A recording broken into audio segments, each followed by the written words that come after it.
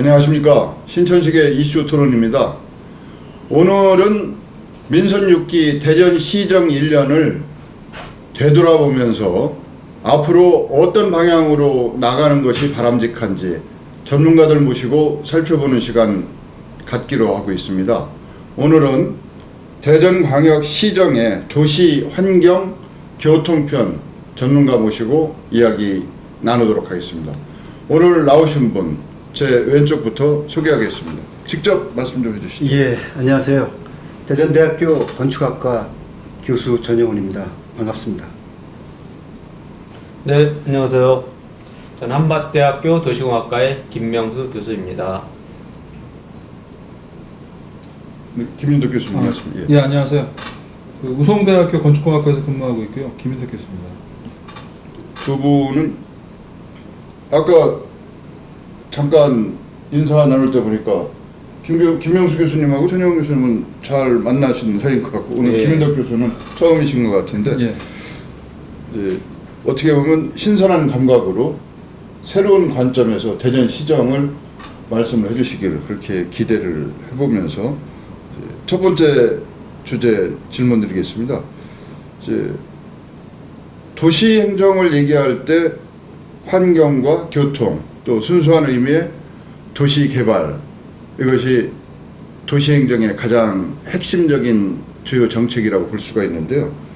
대체적으로 민선 6기 권선택 시장의 취임 1년 어떻게 평가하고 계신지 이번에는 우리 김윤덕 교수부터 한번 말씀을 해주시죠. 민선 6기 시작 초기에는 굉장히 의욕적으로 모든 정책안을 마련한 걸로 알고 있습니다. 근데 이제 여러 가지 문제점들이 발생을 하면서 아직은 그렇게 현실적으로 뭐가 이렇게 구체화된 것 같지는 않은 느낌이 좀 들고 있습니다. 예. 우리 전영훈 교수님. 예, 민선 6기에서 가장 중요하다고 생각되는 것은 도시 분야에서 정책 기조의 변화입니다. 그러니까 지금까지 우리가 도시 그러면 성장 개발을 얘기를 했는데 이제는 성장 개발이 중요한 것이 아니고 균형, 관리 쪽에 이제 치중을 하기 시작한 거죠. 그래서 그런 정책 기조와 함께 가장 우리가 눈여겨볼 것은 도시재생본부가 생겼다는 거죠. 새로운 조직이 생기고 새로운 정책을 수행한다. 그것이 민선 6기의 가장 큰 특징이라고 할 수 있습니다. 김현수 교수가 보시는 견해는 어떠세요? 예, 일단 벌써 이제 민선 6기가 1년이 넘었습니다. 그래서 아마 이제 권선택 시장님께서 이제 초창기에 구상했던 여러 가지에 대한 이제 도시철도, 트램에 관련된 부분, 충청권 광역철도, 버스의 문제, 그런 것들이 나름대로 이제 진행은 잘 되어가고 있는 것 같고요. 그런데 이제 최근에 우리 권 시장님께서 이제 법원에 대한 여러 가지 판결, 그런 것 때문에 이제 행정을 하시는 어떻게 보면 공무원분들이죠. 근데 그 공무원분들 얼마만큼 또 그거를 의지를 갖고 진행하느냐, 그런 것들도 한번은 조금 이제 관건이 되지 않나 이렇게 보고 있습니다. 방금 전에 우리 전 교수님이 말씀하셨습니다만은 도시 정책의 주요 패러다임이 바뀌었다. 그렇죠. 그동안 압축 성장, 고도 성장이라는 그런 과실도 있었습니다만은 난개발과 환경 파괴라는 또 부작용도 분명히 동전의 양면처럼 존재했던 것이 사실인데 이제는 무분별한 성장보다는 이제 제대로 관리된 또 균형 감각 있는 그런 성장을 이야기하는 그런 시대로 접어드는 것 같아요. 그래서 도시 재생이라고 하는 것이 여러 가지 의미로 쓰일 수는 있습니다만 이제 리컨스트럭션도 가능할 테고 아니면 또 리스트럭처라고 이렇게 볼 수도 있을 테고 하여튼 여러 가지 의미의 도시 재생이 시대적인 또 하나의 트렌드가 되고 있는 것 같아요. 도시재생관리본부가 신설이 됐고 또 도시재생센터가 생겼습니다. 이것이 주는 의미 말씀을 해주셨으면 네. 또 구체적으로 한번 말씀해 주신다면. 우리가 보통 이제 도시 재생 얘기를 할 때 도시 재생을 하는 방법에 대해서 얘기를 많이 하는데 우리 일반인들이 이 도시 재생이 왜 일어나야 되는지의 근본 원인에 대해서 좀 이해하시는 게 좀 필요해요. 우리가 대전 과거 100년 동안을 생각해 보면 우리 대전은 굉장히 운이 좋았다. 저는 그렇게 봅니다. 그러니까 도시를 그릇에 비교를 하면은 우리가 내용을 무엇에 담느냐에 따라서 그릇이 정해지는데 지금까지 대전에 들어가는 내용들은 사실은 주어진 것들이나 마찬가지예요.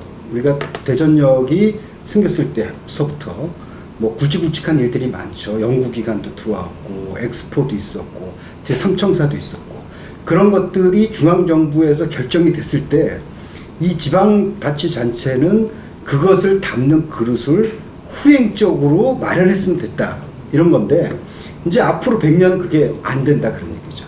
그러니까 앞으로는 우리가 이 도시에 담을 내용을 우리 스스로 자발적으로 선택해야 된다. 그러면 이제 복잡해지기 시작합니다. 우리가 도시 인프라만 했으면 됐는데 이제는 고려해야 될 것들이 굉장히 많아요. 오늘 제가 여기 오면서 굉장히 더웠다고 느꼈는데 이 기후 같은 것도 굉장히 도시를 만드는데 중요한 역할을 합니다. 우리가 이렇게 생각해 보면 돼요. 대전이 무엇을 먹고 살 수 있을까?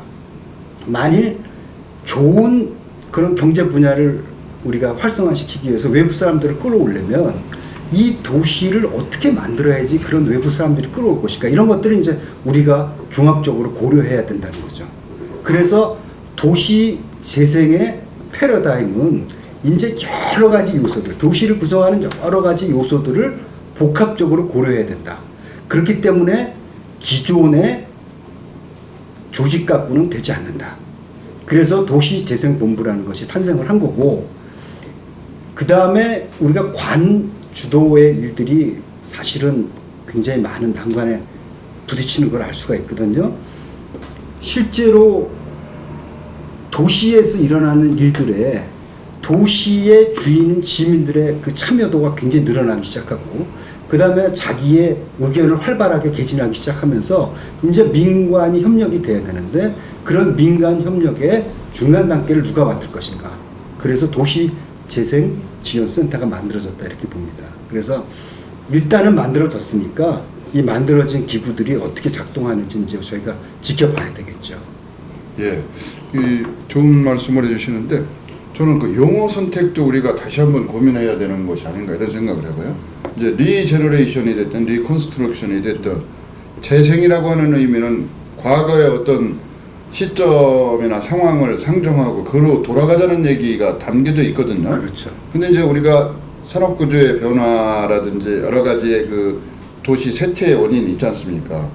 그것을 새로운 관점에서 새로운 패러다임을 적용해서 만들어낸다고 하면 뭐 도시 활성화라든지 뭐 어떤 다른 용어가 좀 있는 거 아닙니까? 그런 움직임도 있는 것 같던데. 그래서 아까 제가 서두에 말씀드린 대로 그런 도시 재생이라는 말 대신에 도시 관리다 이렇게 얘기하는 게 아마 일반인들이 받아들이기 쉽지 않겠는가. 예, 알겠습니다. 이제 뭐 도시 재생 위한 이제 대전광역시만의 관심이 아니라 대한민국의 관심이라고 생각이 되는데요. 국토부 차원에서는 도시 기금도 마련되고 그러는 것 같아요. 도시 재생 위한 뭐 주요 정책이 있습니다만 특히 관심을 끌 수 있는 것은 가시적인 상황을 본다면 저희 디트뉴스가 있는 바로 앞에 구 도청 청사가 있고 구 도경찰청 자리가 있거든요. 근데 이것을 어떻게 활용할지에 대한 용역도 지금 진행되고 있는 것 같고 시민들의 관심도 상당히 고조되고 있는 것 같은데 이런 그 활용 방안에 대해서 저희가 이 자리에서 한번 얘기는 하고 넘어가야 될 것 같은데 우선 어떻게 하는 것이 가장 바람직한 방법인지 정 교수님이 말씀을 좀 한번 해주신다면. 예. 일단 그 도시 재생 활성화라는 말이 나온 거는 그 사실 정부에서 2013년도 12월 달에 특별법을 만들면서 나오기 시작했어요. 그러니까 2013년도 12월 달에 나왔으니까 실제로 도시재생본부가 우리가 발빠르게 움직였다면은 벌써 2014년에는 만들어졌어야 됐죠. 근데 이제 그게 선거하고 맞물리다 보니까 이제 새롭게 민선 6기에 들어와서 만들어졌는데 이 도심 그 재생본부가 만들어지고 그쪽에서 발표한 주요 정책안을 제가 한번 추려보니까 전부 23개더라고요. 23개인데 그 중에서 이제 현재 충남도청 활용 방안을 비롯해서 활발하게 진행되고 있는 게 9개. 그 다음에 그 기존에 있던 것들. 그 다음에 다른 부서가 하는 것들하고 같이 연계해서 하는 게 6개. 그 나머지는 이제 새로운 것들이거든요. 자, 근데 이런 것들이 이제 어떻게 이제 현실화가 되느냐, 이제 이게 문제인데, 우리가 충남도청도 보면은 연구 용역도 그 우리가 2번 있었고, 그 다음에 자체적인 정책 그 연구도 5번 있었고, 그 다음에 현재 그 문체부에서 이제 용역을 실시하려고 그러고, 그 굉장히 많은 그 생각들과 안들이 만들어지고 있는데, 이 중요한 건 뭐냐면 이런 안들을 전문가들이만 만들고 있다는 거예요.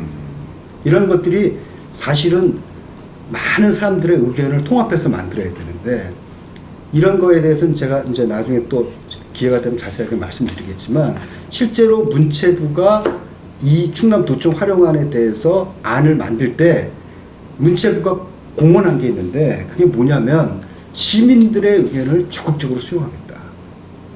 그러면 이제 문제가 되는 것들은 시민들의 의견을 도대체 어떻게 취합해서 낼 것이냐, 이게 이제 문제가 되겠죠. 그리고 이제 그 말씀을 하시니까 중구 같은 경우는 기초지자체거든요. 소재지고 가장 관심이 많은데도 불구하고 중구민의 의사를 묻는 과정이 생략되어 있는 거 아니냐, 그런 반발이 지금 여기저기서 나오고 있어요. 이제 그 점도 아마 저희가 유념해야 되지 않을까 싶어요. 그렇죠. 이 범위를 사실은 중구민 말씀하셨는데, 중구민 당연하죠. 여기 근처에 살고 계시니까. 근데 사실 원도심을 얘기를 할 때 대전 시민은 그러면 원도심하고 상관이 없느냐? 대전 시민도 역시 상관이 있다는 얘기거든요. 그러니까 저희가 사실은 그 의견을 묻는 범위를 대전 시민 전 방위로 넓혀야 된다. 그렇죠. 특히 중구민의 의사도 중요하다. 이제 그런 말씀을 전 드린 거고요. 그렇죠. 현실 대전 시민 전체의 의사도 중요한 거고요. 그렇죠. 예. 그리고 이런 그 이제 활용 방안에 대한 용역 지금 3번째 진행되고 있다고 하는데, 이게 또 선출직 시장이 바뀌면 또 새로운 용역안이 나오고 새로운 활용 방안이 나오고 하는 것이 문제가 있는 것 같아요. 정책의 일관성이라고 할까, 계속성. 이게 혼란스럽거든요. 이제 이따 또 교통정책을 가지고 얘기도 하겠습니다만, 이제 도시행정도 그렇고 모든 그 정책이 다수에게 영향을 끼치기 때문에 예측 가능해야 되고, 이게 앞으로 어떻게 진행될지 알아야 될 거 아닙니까? 또 그래서 일관성이나 계속성이라는 측면에서 뭔가 저희가 더 좀 고민을 해야 되는 것이 아닌가, 이런 생각을 하게 됩니다. 이게 도안 호수공원, 뭐 갑천 친수구역 지정이니 뭐 여러 가지 이름으로 불리고 있습니다만, 도안 호수공원에 대한 바람직한 추진 방향을 이제 저희가 한번 짚고 넘어가야 될 텐데, 우리 김현수 교수는 교통 전문가이신데 도안 호수공원 개발하게 되면 교통 문제는 없는 겁니까?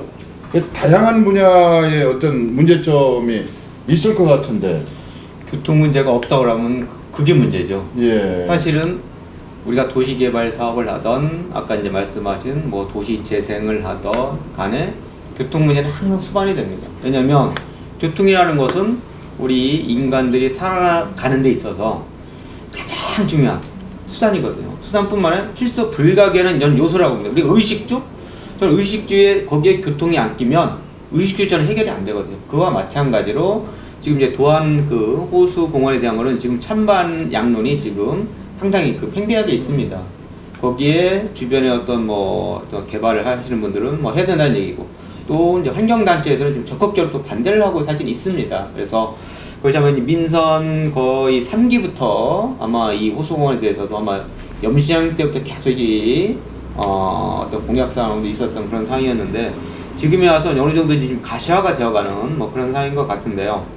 그래서 일단은 거기에 이제 호수공원이 들어오면서 대규모의 아파트에 대한 4개 단지가 들어옵니다. 그럼 거기에 한 5,000세대 이상의 그러한 세대가 들어오기 때문에 거기서 유발되는 교통량은 상당히 크죠.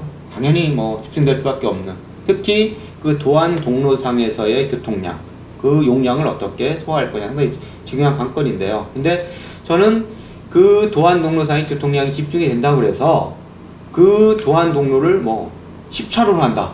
그거는 저는 아니라고 보는 거죠. 왜냐하면 앞으로는 우리에 대한 인간의 삶의 질에 있어서는 좀 더 친환경적으로 가야 되고요. 지속 가능한 교통으로 가야 되는 그런 시점입니다. 수용차 위주로 간다? 그건 안 되는 거죠. 그래서 저는 좀 더 대중교통, 그다음에 뭐 버스 저항체로, 그런 도시철도, 뭐 트램, 그런 지속 가능한 대중교통이 정착을 해서 쉽게 누구나가 거기에 접근하고 올 수 있는 그런 하나의 시설이 돼야 되거든요. 그런데 10차로 한다면 이거는 수용차만 이용해서 오라는 얘기인데, 그럼 결국은 거기에서 나오는 매연에 대한 문제부터 심각해서요. 또 거기를 횡단해야 되는 문제가 발생을 합니다. 그러면 어린아이, 교통약자들은 어떻게 그걸 횡단합니까? 그렇기 때문에 이거는 좀 더 그 도안 지역에 사는 주민만을 여기 호수공원이 아니라 이건 대전 시민 150만, 향후에 160만 이상의 대전 시민들이 다 와서 머무를 수 있는 그런 공간으로서의 어떤 교통망 계획, 도로 계획, 그런 것도 같이 이렇게 어떤 좀 더 이렇게 순차적인 그런 좀 더 지속 가능한 친환경적인 그런 추진이 그런 교통 계획을 저는 했으면 좋겠다고 좀 말씀을 좀 드릴 수 있겠습니다. 정 교수님, 지금 이제 도안 호수공원에 일부 주거 단지도 만들고 이제 친환경적인 주거 단지가 조성될 걸로 이렇게 예상을 하고 있는데, 그럴 경우 그 지역이 동서로 인한 불균형 문제가 대전이 또 심각하지 않습니까? 그렇죠. 또 원도심이라고 하는 도시 재생이라고 하는 뭐 시정의 역점 시책 중에 하나가 도시 균형 발전인 것 같은데, 이거하고도 좀 역행하는 그런 흐름 아닌가 싶어서 말씀드리는데. 일단 저희가 성장을 관리하자 이렇게 얘기하면서 도안 신도시에 또 호수공원 5,000세대 이렇게 얘기하면 결국 그런 것들 때문에 원도심이 피폐해지기 시작했는데, 결국은 패러다임을 바꾸지 못한 거 아니냐, 그렇게 생각할 수 있어요. 틀림없이. 근데 또 다른 한편으로는 우리가 이걸 통해서 무엇인가 이룰 수가 있는데, 그건 뭐냐면 우리가 살아가는 이 삶과 자연과의 환경을 어떻게 조합시키느냐가 굉장히 이게 쉬운 얘기가 아니거든요. 이게 이제 물론 이제 선진국, 특히 이제 독일 같은 데서 굉장히 발전된 모습을 보이고 있어서 우리가 가서 보면은 뭐 우리도 그렇게 할 수 있을 것 같지만은 실제로 하려고 그러면 그게 쉽지가 않아요.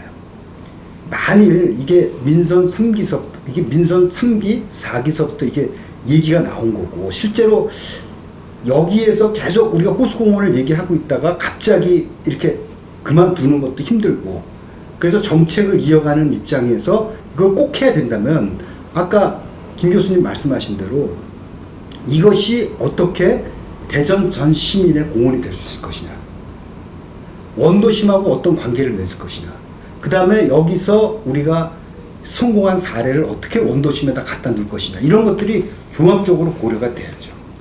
옛날처럼 만들고 팔고 손 털고 이런 식으로 가갖고는 안 된다는 거죠. 그래서 이것이 대전에서 새로운 주거단지를 만들어낼 수 있는 하나의 기회라고 본다면, 여기서 얻어낸 노하우를 원도심에다 어떻게 갖다 부을 것인가, 이거를 같이 연구하면서 고민하면은 아마 내 생각에 원도심에 계신 분들도 자기 자신들의 미래를 생각하면서 뭐 이해할 수 있지 않을까. 근데 그렇게 말씀하실 수도 있고, 또 한쪽에서는 지금 대전의 성장세가 상당히 둔화되고 있지 않습니까? 인구 성장도 둔화 내지는 정체, 오히려 어떤 측면에서 최근 몇 년간은 감소 추세를 보이고 있는데, 이제 세종시하고의 관계에서 비롯됐다. 그래서 이 무뎌지고 있는 성장 동력을 잠시라도 멈추게 한다든지 아니면 회복하기 위해서 도안 쪽에 신도시가 생겨야 된다, 이런 논리를 펴시는 분들도 있어요. 네. 그러니까 하여튼 뭐 도시 정책이라고 하는 것이 다양한 또 복합적인 여러 요소들이 상호 간섭하고 또 때로는 상호 존중되면서 이렇게 상승작용과 그 방해작용이 동시에 일어나는 거니까, 이건 뭐 하나의 정책, 특히 이런 그 규모가 큰 개발 사업 같은 경우는 다양한 관점을 다 수용은 못하겠지만 다양한 관점을 제대로 한번 수용할 수 있는지 여부는 검토해보지 해봐야 되지 않을까 그런 필요성은 있다고 생각되는데요. 그렇죠. 지금 방금 말씀하신 것 중에서 굉장히 중요한 말씀을 하셨는데 새로운 도시에서 우리가 이제 피해가지 못하는 것이 복합성이거든요. 굉장히 많은 요소들이 복합적으로 작용하고 그걸 우리가 어떻게 다룰 수 있느냐 이게 굉장히 도시의 그 성공을 위해서 중요합니다. 예, 알겠습니다. 신천식의 이슈 토론에서는 민선 6기 대전광역시정 1년을 살펴보고 있습니다. 오늘은 도시, 교통, 환경 전문가 모시고 이야기 나누는 시간입니다. 이제 도시철도 2호선 이것도 대전 시민들이 어떻게 보면 가장 궁금해하는 상황 중에 하나고 어떻게 추진되고 있는지 이거에 대해서도 관심이 높아지고 있는데요. 김명수 교수께서는 전문가의 일원으로 얼마 전에 시의회 의원, 공무원 뭐 이렇게 트램 해외 그 뭡니까 뭐 방문단이라고 해야 됩니까? 해외 시찰. 해외 시찰이라고 해야 됩니까? 거기를 다녀오신 걸로 알고 있는데 예. 해외 사례까지 포함해서 도시철도 2호선 이게 진행이 되는 건지 안 되는 건지 정말 궁금한 건 단답식으로 여쭤봐서 죄송한데 말씀을 좀 해줘보시죠. 이게 진행되는 겁니까? 안 되는 겁니까? 현재는 진행을 하고 있죠. 아 그렇습니까? 예, 한번 말씀 좀 해주시면. 원래는 뭐 이 도시철도 2호선에 대한 것은 이미 한 뭐 15년 전부터 이제 시작이 됐죠. 전체 대전시에 대한 큰 틀에 있어서 사실은 지금 2호선이 쌩쌩 달려야 되죠.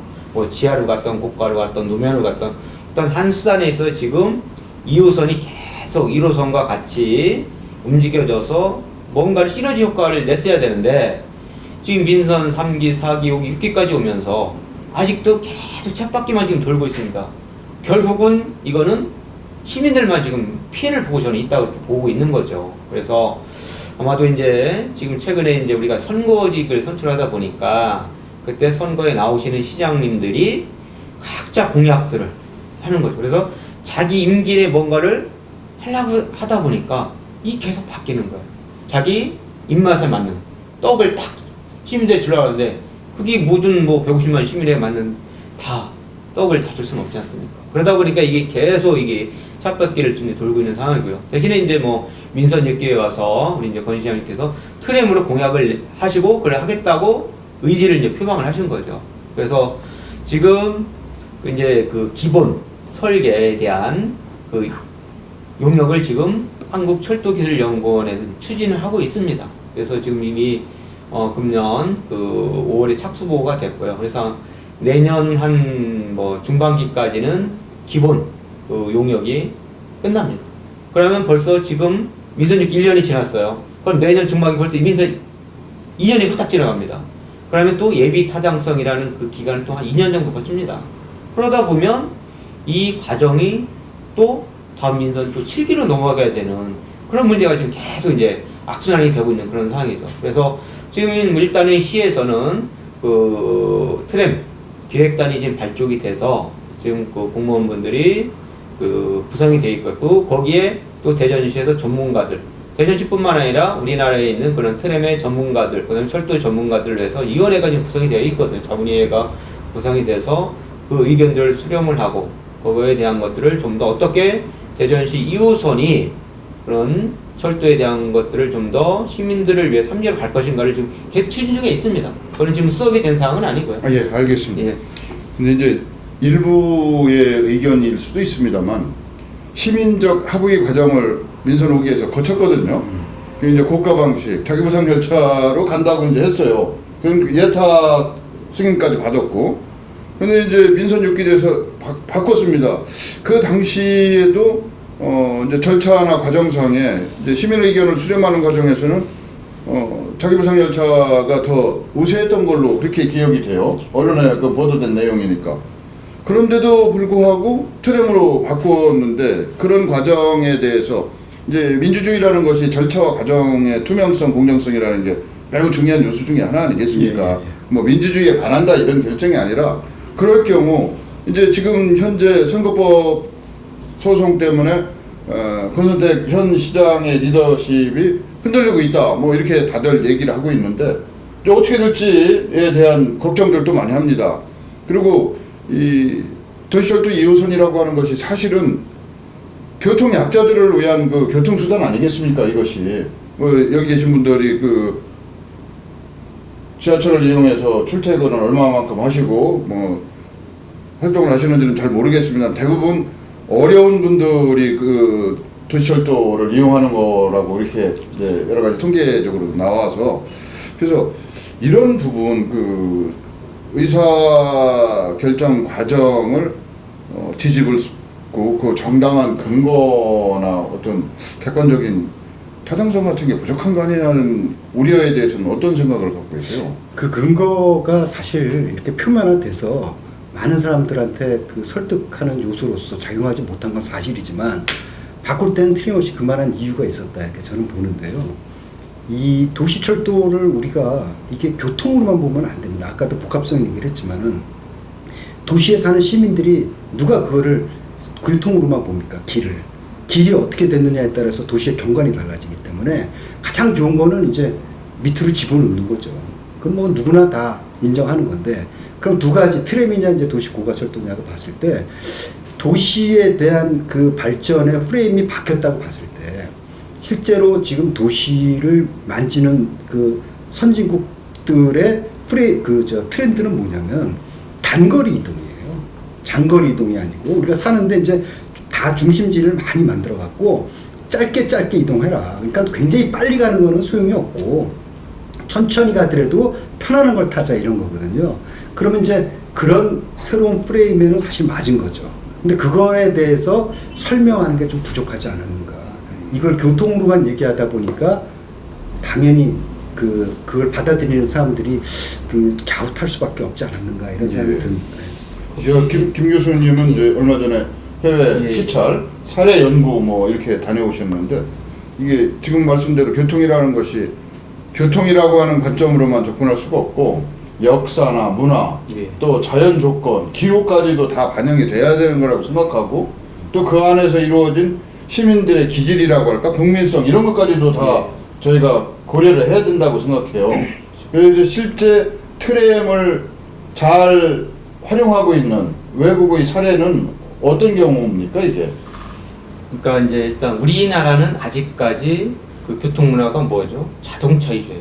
자동차 문화로 돼 있습니다. 아마 여기 계신 분들도 자동차 다 가지고 있거든요. 그런데 유럽의 나라들은 뭐냐면 철도 문화예요. 철도의 중심이었죠. 이미 100년 이상 그 트램이라는 것이 노면 철도였거든요. 그걸 이제 최근에 우리가 이제 트램이라는 용어를 쓰는 건데 우리나라에도 이미 1800년대 서대문에서 그 청량리 구간에 있었습니다. 그 노면 전차가. 그게 사실은 트램이거든요. 그런데 그때 그 수단을 좀 더 확대 발전하고 좀 더 잘 했으면 우리나라에도 정말 트램이라는 것이 정착이 됐을 겁니다. 그런데 그것이 자동차가 갑자기 들어왔죠. 저희 나라는. 갑자기 어떤 산업화에서 자동차가 들어오다 보니까 이 트램이라는 것이 그러니까 노면 전차가 자동차에 방해가 돼. 그래서 철거를 한 상황이거든요. 그러나 유럽의 나라들은 이미 100년이 넘었습니다. 그것이 생활화죠. 일상적인 생활화가 되어 있습니다. 그 트램을 그냥 일반적으로 자기 집 앞에서 탈 수도 있고 또 아까 이제 이신경 씨 말씀대로 단거리 구간에서 얼마든지 그걸 이용할 수 골목길도 가거든요. 그러니까 일방통행으로 갈 수도 있고 뭐 6m에서 갈 수도 있고 그래서 그 문화가 얼마만큼 시민들이 그걸 받아들이냐가 저는 상당히 중요한 것 같습니다. 그래서 제가 이번에 한 10일간 유럽에 있는 이탈리아 밀라노, 그 다음에 오스트리아 비엔나, 독일의 미넨, 이제 베를린은 이미 그전에 이제 서독일은 원래 없었고요. 이제 동독 쪽에 포츠담 쪽을 갔었고요. 그 다음에 체코의 프라하를 갔습니다. 근데 그 도시들이 다 100만 이상의 도시들을 저희들이 갔거든요. 어느 정도는 대전시와 조금은 인구 규모, 그 다음에 공간 구조라든지 그런 것들이 비슷한 그런 4개국을 저희 지금 가봤는데 그 나라들은 트램이 잘 돼 있습니다. 그런데 트램 하나만이 운행하겠다. 그건 안 되는 거죠. 4개국을 다 저희들이 그 관계관, 그 행정관청, 철도공사를 다 방문해 본 결과 지하철이 있습니다. 기본적으로 기본적으로 지하철이 있는 거. 그 다음에 트램, 버스가 있습니다. 세 가지에 대한 그런 대중교통 수단이 서로 간의 네트워킹이 다 연결이 되는 거죠. 그거를 하나로서 하나의 그런 합의체로서 운영 관리 체계가 잘 되어 있다는 거죠. 근데 우리는 지금도 보면 버스는 버스대로, 지하철 1호선은 1호선대로 그렇게 따로 움직이거든요. 그러다 보니까 이것이 별개의 수단으로 간주를 하는데 그렇게 되면 안 되고요. 이 대중교통수단 하나로 봐야 되는 겁니다. 하나로. 그래서 철도든 버스든 트램이든 하나의 교통수단으로 봐서 그거를 운영 관리를 어떻게 세 개가 서로 매칭이 돼야 되는 그런 상황이거든요. 그 다음에 아까 우리 정 교수님 말씀대로 이 교통이라는 것은 단순히 교통만 보면 안 돼요. 우리나라는 처음부터 건설비를 줄 때 이걸 너무 인프라 시설이야. 그러면서 너무 비용이 많이 들어. 그렇게 하다 보니까 이거를 너무 인프라 쪽으로 몰고 가는 거죠. 그래 유럽의 도시들은 보면 거의 80%를 국가에서 다 부담해 줍니다. 사업에 건설해서 운영했을 때도 그 운영비를 국가에서 다 부담을 해줍니다. 이거는 적자라고 생각을 하면 되는 게 아니고요. 이거는 시민들의 복지라고 봐야 되는 겁니다. 이거는 아까 이제 우리 사회자님 말씀대로 교통 약자들이거든요. 학생들, 그 다음에 노인들, 주부들. 그분들은 지하철을 이용하던 트램을 이용하던 버스를 이용하던 이 대중교통을 이용하지 않으면 이동 접근성이 잘 안 되거든요.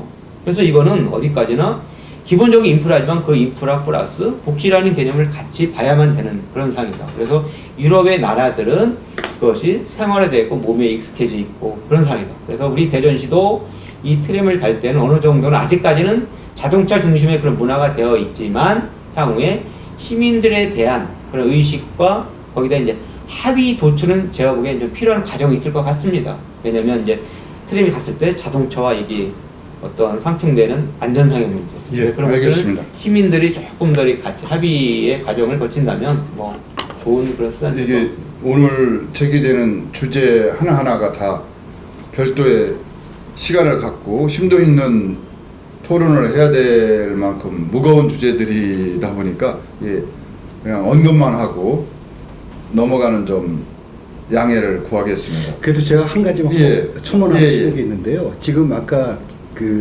이 철도 우리가 트램을 누면서 용역이 지금 수행되고 있다. 그래서 제가 하는데 이제 가서 좀 들었거든요. 그래서 방금 말씀하신 대로 이제 이 교통복합체로서 잘 운영되게끔 하겠다. 이제 그런 용역도 그 과업에 들어가 있는 걸로 아는데 제가 아쉽게 생각하는 거는 이 트램이 지나가는 길이 있잖아요. 트램이 지나가는 길이 있는데 거기에 우리가 상상을 해보면은 아주 아름다운 트램이 지나간다고 해요. 그러면은 그 트램이 지나가는 길 주변에 있는 우리가 도시 구조들 있잖아요. 그런 것들을 어떻게 좀 고치면 좋을까? 이런 것들을 따로 한번 우리가 고민을 하는 그런 용역이 있었으면 좋겠다. 그런 생각이 들더라고요. 제가 한번 조금만 더. 예. 근데 이게 이제 상당히 예. 관심들이 많으시네요. 예. 근데 이게 지하철과 트램은 약간 다릅니다. 지하철은 어떻게 보면 단순화될 수가 있어요. 땅 밑에만 가면 되거든요. 그런데 트램은 지상을 갑니다. 지상을 가다 보면 타 교통수가 계속 충돌이 발생해요. 그 다음에 가다가 또 보행자가 또 상충이 됩니다. 신호 체계도 바뀌어야 되고 횡단보도는 어떻게 될 것이며 그다음에 버스 노선과 또 어떻게 할 것이며 그래서 제가 보기에 이 트램이라는 것은 지금 복합적인 것을 같이 연구를 해서 새로운 그런 하나의 교통수단으로서 이거를 진행하지 않으면 안 될 것 같아요. 예, 그래서 조금 더 그래서 그런 부분들을 좀 더 잘 이렇게 하면 뭐 좋지 않을까요? 이 프로그램을 대전시 관계자들께서도 관심 있게 지켜보실 걸로 알고 있는데요.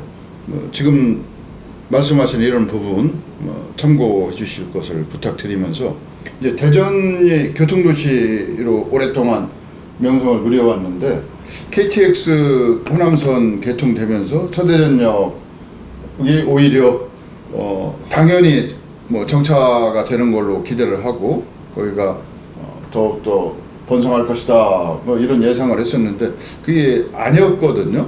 그리고 앞으로도 과거의 그 교통도시로서의 우위상이나 명성을 되찾기는 어려울 것 같다는 그런 예상이 의외로 많더라고요. 그래서 어떻게 보면 교통도시에 살고 있다는 자부심의 상처가 됐을 수도 있어서 이것이 시민들에게 주는 충격이 컸다고 생각이 되는데 이 문제도 잠깐 짚고 한번 넘어가야 될 것 같은데 우리 김명수 교수 호남선 이용 자주 하시는 편은 아니죠? 가끔 이제 전에는 이제 저 광주를 간다든지 여수를 간다든지 할 때는 이용을 했었죠. 그런데 이 금년에 이제 호남선 KTX가 개통되면서부터는 엄청 불편했죠. 승용차를 내가 이용하는 것이 훨씬 더 비용적인 측면, 시간적인 더 유리하게 된 거죠. 그러니까 결국은 기존의 호남선의 30%를 대전 시민들이 이용했었습니다. 근데 이거는 이제 거꾸로 대전 시민이 그만큼 수요가 이용을 하지 않고 확 줄어드는 거죠. 기존에 한 80회 이상, 80회 정도였는데 그걸 이제 개통되면서 40회를 더 늘렸지 않습니까?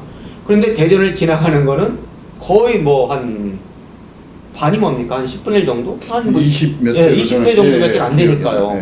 120회에서 20회니까 이거는 어떻게 거꾸로 이게 더 줄어드는 그런 상황이죠. 그래서 어떻게 보면 우리 그 호남선 철도의 전반적인 거죠. 이거는 뭐 서울 용산에서 시작을 해서 그 광주 뭐 송정리까지 가는 데 있어서의 실질적인 수요는 더 줄어드는 거죠. 단지 시간만은 이동성은 좀 빨라졌죠. 그 호남선을 이용하는 그 호남 지역 주민들은 좀 빨라졌지만 그 외 지역, 우리 충청권이라든지 대전을 중심으로 하는 이용자들의 편의성을 봤을 때에는 그만큼 여러 가지 측면에서 더 불리한 그런 조건을 갖추고 있는 그런 상황입니다. 도시 환경 교통 편인데요. 오늘이 뭐 얘기할 주제가 너무 많고 또 시민 여러분들의 관심도 높은 사항이 돼서 어느 하나 소홀히 할 수는 없는데 이게 좀 건드리기만 하고 넘어가는 것 같아서 죄송한데요. 이제 또 지속 가능한 도시를 위해서는 에너지 정책 중요해서 에너지 정책 얘기를 또 하지 않고 넘어가기는 어려울 것 같은데 우리 김인덕 교수님, 그 지속 가능한 도시 위한 에너지 정책은 어때야 된다 한번 말씀을 좀 해주시죠. 근데 이제 그 지속 가능한 그 도시 에너지 정책이라고 이제 언급이 돼 있는데 사실은 그 지속 가능한이란 용어 자체에 대해서도 사실은 잘 모르시는 분들이 굉장히 많아요. 사실 그 지속 가능한이란 용어는 결론적으로 얘기해서 옛날에는 단방향, 다시 말해서 만들어서 소비하고 버리는, 폐기하는 단계를 거쳤다고 하면 지속 가능한이라고 하는 것은 쉽게 말씀드리면 그 자연계에서 그 자생 능력을 갖는 것처럼 그 순환 형태의 어떤 흐름을 만들어주는 거를 지속 가능한이라고 정의를 내리는데 그러한 것들을 잘 모르시는 분들이 많거든요. 그래서 사실은 지속 가능한 도시 에너지 정책이라고 하면 사실 이 용어 자체로만 봤을 때는 저희가 이제 그 친환경 에너지 쉽게 얘기해서 뭐 가장 그 쉽게 접근하는 뭐 태양열 또는 뭐 풍력, 뭐 조력, 뭐 지열 이런 부분들을 생각을 많이들 하세요. 근데 이제 저기 정 교수님도 계시지만 그 처음 독일 지역에서 이제 지속 가능한 어떤 에너지의 흐름이나 그것이 이제 건축계라든지 도시계획의 접목이 되기 시작을 했는데 처음에는 아까 말씀드렸던 그런 신재생 에너지, 여기서 신재생 에너지라고 하는 건 이제 그 조금 전에 말씀드렸던 태양, 그리고 뭐 풍력, 지열 뭐 이런 것들을 얘기하는데 사실은 이 재생의 의미로 본다고 하면 조금 더 도시가 커지고 거기서 나오는 어떤 적극적인 개념에서의 지속 가능한 에너지 정책이라고 하면 사실 지금 유럽 지역에서는 굉장히 활발하게 활용이 되고 있는 우리 그 전명 교수님 아주 잘 아시겠지만 그 폐기물을 재활용하는 바이오매스 정책들이 있습니다. 물론 국내에도 그 인천 쓰레기 매립장에서 그 쓰레기 매립장에서 나오는 메탄가스나 기타 여러 가지 그 부산물을 가지고 그 발전을 해서 그 상당히 많은 약 한 연간 한 200억 정도 되는 수입 대체 효과를 누리는 그런 바이오매스 발전 정책들이 있어요. 물론 국내에도 그것이 원주시청이라든지 물론 대전에도 저쪽에 쓰레기 매립장 근처에 있는데 그런 부분들을 사실은 조금 더 활성화시키는 방향으로 나가는 게 사실 그 태양열이라든지 풍력이라든지 뭐 태양 정지를 활용하는 것 또는 풍력을 이용한 그 발전 같은 것들은 비용이 상당 부분 많이 들어갑니다. 그리고 사실 그 효율 자체도 그렇게 아직까지는 저희가 기타 화석연료로 사용하는 부분에 비해서 상당 부분 효율이 떨어지고 있어요. 그래서 사실 그 어떤 도시에서 나오는 폐기물을 활용한 그 바이오매스를 재활용하는 그것을 또 재생산해서 뭐 에너지라든지 또 전력이라든지 이런 것들을 활용하는 형태로 어떤 정책 방향이 만들어졌으면 근데 이제 뭐 아까 여기 김명수 교수님도 그렇고 전명훈 교수님도 말씀하셨지만 이게 이제 그 시장이 바뀌면 또 정책이 또 바뀔 수가 있기 때문에 사실 이런 바이오매스 활용 정책 같은 것들은 좀 작지만 지속적으로 만들어질 수 있는 아주 작은 정책들이거든요. 예. 그 대전시에서도 바이오매스라든지 그 폐수나 폐를 이용한 어떤 그 폐수라고 할까요? 예. 뭐 이런 정책이 있긴 있습니다. 많이 실현되고 있는데 있죠? 실행되고 있는데 주로 이제 큰 규모, 다시 말해서 이제 대전시 쓰레기 매립장 같은 데서 이루어지는 그 생활 폐기물 연료화 정책 같은 것들 부분들에서 활용이 되고 있는데 사실은 좀 더 적극적으로 사실 그 우리 정 교수님은 가장 잘 아시겠지만 독일 지역에서는 에너지 자립을 100% 하는 마을들이 있습니다. 뭐 독일의 윤대 마을이라든지 뭐 이런 쪽 같은 경우는 그쪽 그 마을에서 나오는 생활 폐기물 또는 뭐 여러 가지 농산물이라든지 그런 데서 나오는 부산물들을 활용해서 그쪽 지역에 어떤 바이오 디젤을 생산한다든지 또는 거기서 발전을 해서 그쪽 지역에 에너지, 전기를 공급시켜준다든지 하는 그런 그 에너지 자립도가 100%인 마을들이 있어요. 근데 그런 마을들이 굉장히 대규모의 어떤 금액을 들여서 사실 정책이라고 하면 굉장히 우리나라에서는 큰 규모를 생각을 하는데 작은 규모로 시작을 해서 작게 시작해서 그것을 효율성 있게 운영하는 것도 굉장히 좋은 정책이라고 생각을 하거든요. 예. 근데 그래서 좀 현실적으로 저는 건축 허가를 낼 때 뭐 빗물을 이용할 수 있는 이용 시설을 만든다든지 아니면 뭐 단열재 뭐 그렇죠. 몇 프로 이상을 쓰게 한다든지 뭐 이런 규정이 오히려 현실적인 거 아닐까요? 그거를 이제 그 규정으로 만들긴 힘들겠지만 유도는 할 수 있어요. 예. 근데 그게 왜 중요하냐면은 지금 우리 권선택 시장이 그 정책을 내놓는 데 있어가지고 아름다운 과학 도시라고 이렇게 만들겠다고 대전을 정리한 적이 있거든요. 실제로 우리가 과학 도시라고 얘기를 많이 하죠, 대전이. 근데 우리가 지켜보고 있으면 대전에 도대체 과학적인 게 뭐가 있습니까, 우리의 삶에서. 근데 사실 굉장히 좋은 분들이 많이 살고 있거든요. 우리가 그분들을 이용해서 전문적인 것들을, 그러니까 발전, 삶에서 대응하고 그걸 발전시켜 나가면 대전의 그 경쟁력이 높아가는 거기 때문에 조례로 만들어서 규제는 못하겠지만 우리가 그거를 지원함으로 인해 갖고 에너지를 우리가 대체 에너지를 쓰고 그 다음에 에너지 전략 부분도 굉장히 중요하거든요. 그런 것들을 만들어 나가는 것이 대전시 도시행정에서 굉장히 중요하다. 저는 그 말씀 꼭 드리고 싶습니다. 그렇죠. 동기부여도 하고 자극도 되고 인센티브도 될 수 있고. 열병합 발전도 일종의 재생에너지 그렇게 볼 수 있겠죠. 폐기물을 이용하는 예. 실제 그러니까 있거든요. 지금 도안시설 같은 데는 그 열병합 쓰고 있죠. 쓰고 예. 있습니다, 사실은. 그래서 어느 정도 대전시에서도 그런 거에 대해서는 상당히 이렇게 여러분 적용을 하고 있다고 볼 수 있습니다. 이렇게 얘기해야 돼요. 그러니까 우리도 쓰고 있다 이렇게 얘기하면 안 되고 예. 적극적으로. 자 봐라, 뉴욕은 이렇게 한다, 베를린은 이렇게 하는데 우리는 15%다. 세계 최고 수준이다. 이런 식으로 그래, 중요하죠. 얘기를 해야지 우리가 대전이 과학도시라는 게 이제 맞습니다. 예, 과학적인 사고가 적용될 수 있도록. 그렇죠. 예. 근데 그 얘기를 하다 보면 그 시설관리공단 이게 이제 또 어떻게 보면 도시환경교통하고는 조금 별개의 문제, 인사 문제일 수 있는데 시설관리공단 이사장 선임이 1차 의회에서 청문 간담회에서 부적 의견을 내서 이제 그분이 임명이 못 됐고 이제 또 다른 분에 대해서 그 얘기는 좀 넘어가야 될 것 같아요. 환경에서 이제 교통도 마찬가지고 도시 정책도 마찬가지인데 전문성이 중요한 것이냐 아니면 정치적 소신이 중요한 것이냐 아니면 그분의 도덕성이 중요한 것이냐 이런 얘기 저희가 한 번은 짚고 넘어가야 되는 거 아닐까요? 어느 점이 가장 중요한 겁니까? 저는 뭐 우열을 가릴 수는 없다고 생각이 됩니다만 저는 그 미디어를 통해서 들었는데 그분이 뭐 그 재산이 굉장히 많다. 그래갖고 도덕성에 좀 문제가 있다. 이렇게 들었는데 저는 사실 그거는 좀 그게 그렇게 그 사람을 거부해야 되는 이유인가. 사실 굉장히 중요한 거는 일단 그 정치적인 소견이죠. 이렇게 해야 되겠다고 생각하는 사람이 가야 되는 거고 그 다음에 당연히 그거를 하려면 전문성이 있어야 되겠죠.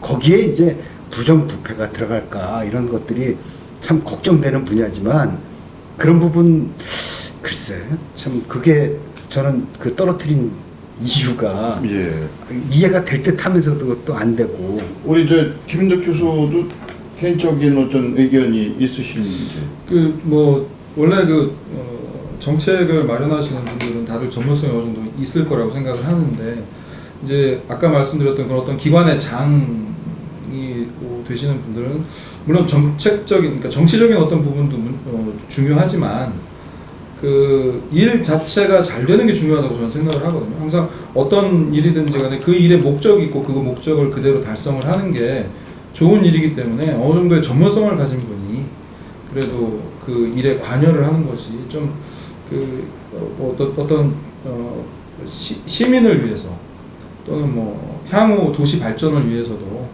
좀 낫지 않을까라는 생각을 합니다. 이제 왜 그런 말씀을 드리냐면 시설관리공단의 주 업무가 하수처리장 유지관리 업무도 있거든요, 그 안에. 근데 새롭게 되신 분은 그런 업무하고는 저희가 알고 있기로는 상관이 없으신 분이 되셨더라고요. 그래서 이제 뭐 서비스 능력은 탁월하시다고 하는데 뭐 그 부분은 저희가 아직 잘 모르겠고, 그래서 이런 그 시설관리공단의 주 업무 중에 정말 환경 전문가가 관여해야 될 부분이 있다고 한다면 그 시설관리공단 이사장 선임에 있어서는 그 뭐 전문성도 있고 도덕적인 능력도 있고 뭐 선출직으로 되신 인사권자하고 정치적인 소신도 뭐 같으면 더 좋겠지만 그 비율의 배정 정도는 차이가 좀 있어야 되는 거 아닌가 뭐 이런 생각을 해서 말씀을 드려봅니다. 그리고 유성구 같은 경우 이제 대전이죠. 하나로 원자로가 있습니다. 이게 어떻게 보면 이제 원자력 발전의 위험성에 대해서 많은 분들이 얘기를 하시고, 이제 경주 방패장 같은 경우는 어마어마한 그 혜택을 지역 주민들에게 줬어요. 근데 대전은 그거보다는 뭐 약하다고 볼 수도 있지만 또 관점에 따라서는 틀릴 수도 있습니다.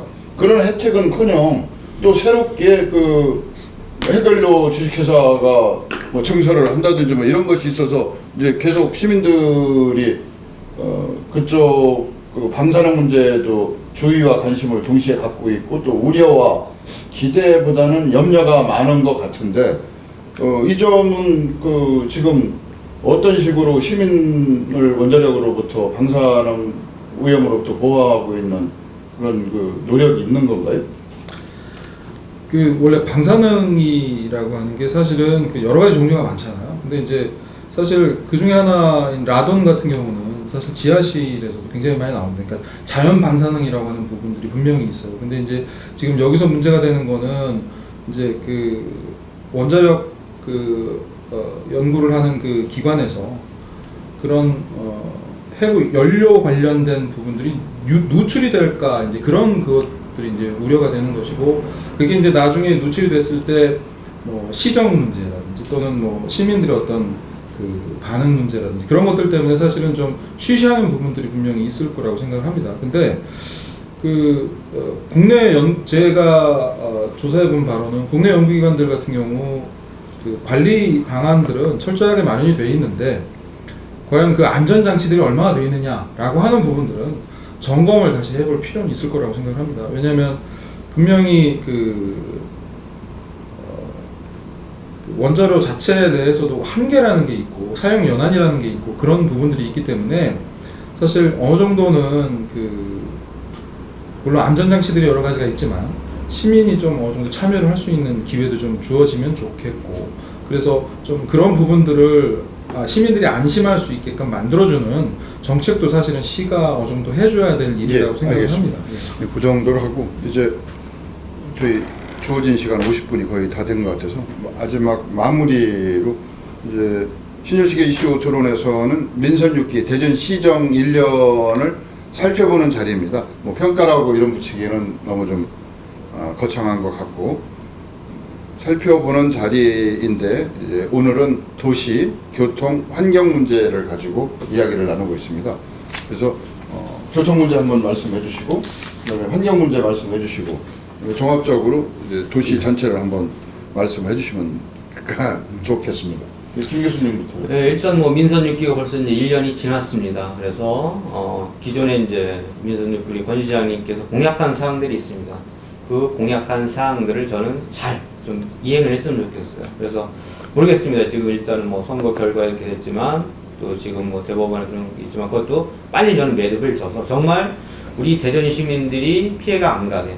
그리고 이번에 민선 6기 시정 방향이 시민이 행복한 그런 대전을 만드는 거잖아요. 그래서 정말로 우리 대전 시민, 그런 150만 이상의 대전 시민들이 정말 행복한 그런 대한민국에서 가장 행복한 그런 시민으로서 자리매김할 수 있도록 그런 행정이 저는 지속적으로 이렇게 되기를 간절히 좀 바라겠습니다. 예. 김 교수님. 네. 뭐 지금 옆에 이제 교수님들 좋은 말씀 많이 해주셔서 저는 뭐 좀 더 덧붙인다면 그 뭐 사실 도시라는 게 그 재생 부분이라는 게 사실은 좀 앞으로 추세 같은 것들이 친환경이나 이런 부분들을 거스를 수는 없거든요. 그래서 조금 더 에너지를 절약할 수 있고 재활용할 수 있고 재생산할 수 있는 방향으로 좀 쾌적한 도시 그리고 지속 가능한 도시의 어떤 선두주자가 되었으면 하는 그런 생각이 좀 있습니다. 예.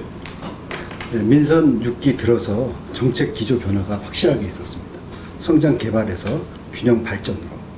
그래서 미래 100년 대전을 위해서 지금 도시 구조를 바꿔나가기 시작했는데 이거를 아까 제가 말씀드렸지만 대전시에서는 지속 가능한 미래 도시, 아름다운 과학문화 도시라는 이름을 붙였더라고요. 이런 이름 하에서 우리 시민과 관이 같은 그림을 그려나가야 됩니다.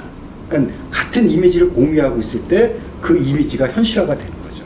그러기 위해서 시민이 참여하는 것이 굉장히 중요한데 지금 시민행복위원회라는 이름으로 지금 대전시가 시작을 했고 굉장히 많은 어려움도 겪고 있는 거로 알고 있는데 중요한 것은 대전 시민들의 참여 의식입니다. 그래서 우리가 어떤 방법이 있든지 간에 많이 참여하고 의견을 내서 그 의견이 통합되는 그런 멋진 그런 선진적인 그런 대전을 만들어야 되지 않겠는가 이런 생각입니다.